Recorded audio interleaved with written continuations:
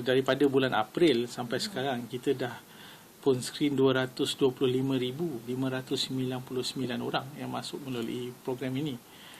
Dan daripada ini 74,755 adalah warga asing, bukan warga negara, dan selebihnya adalah warga negara Malaysia. Kebanyakan dibuat pada bulan April, Mei, Jun, tetapi sekarang ni dah pun mula meningkat balik lah. Ya, so kalau kita expect mungkin lebih kurang nombor yang sama.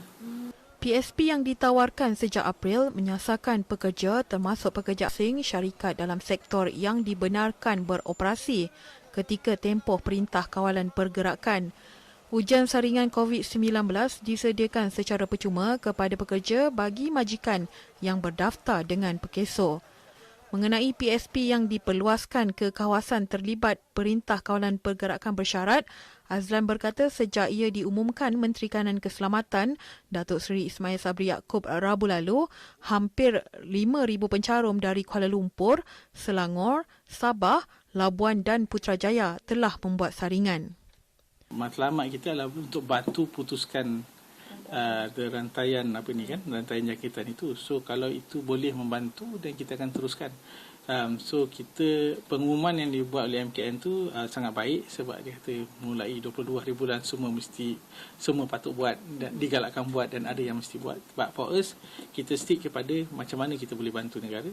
So sebab tu bila kita buat pengumuman tu kita tak ubah. Kita tetap kekal dengan 5 PKPB kawasan. Boleh buat semula semua sektor, pekerja asing atau pekerja tempatan. Jadi kita kekal dengan kita punya approach yang kita dah setuju dulu. Beliau berkata pencarum yang menjalani saringan di bawah PSP sebelum ini boleh menjalani saringan semula.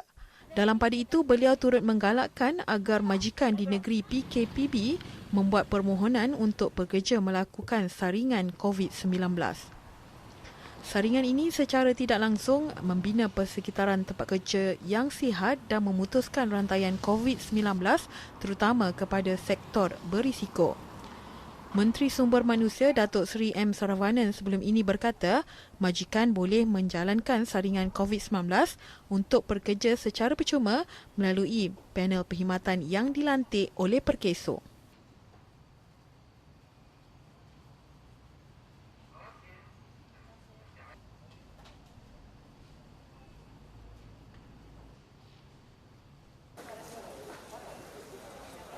Sementara itu, Bernama TV turut melakukan tinjauan di panel perkhidmatan ujian saringan COVID-19 Perkeso di Glen Mary Shah Alam susulan perluasan PSP di negeri yang melaksanakan PKPB.